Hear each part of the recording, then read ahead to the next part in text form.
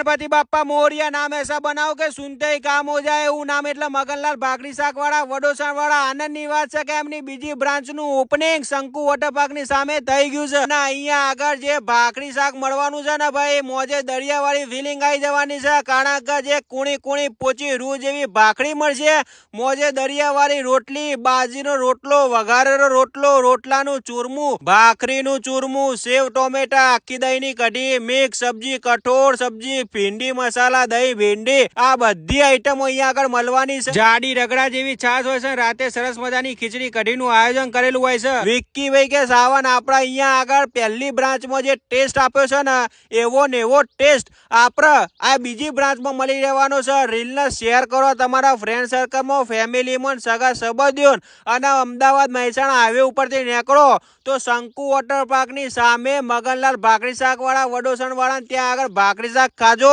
જલસો પડી જશે તો પહોંચી જ જજો ભાઈ મગનલાલ ભાખરી શાક વાળા ત્યાં મોજ આવી જશે મોજ અને આ વિડીયો જોવા માટે સાવનને ફોલો કરતા જજો ગાઈસ।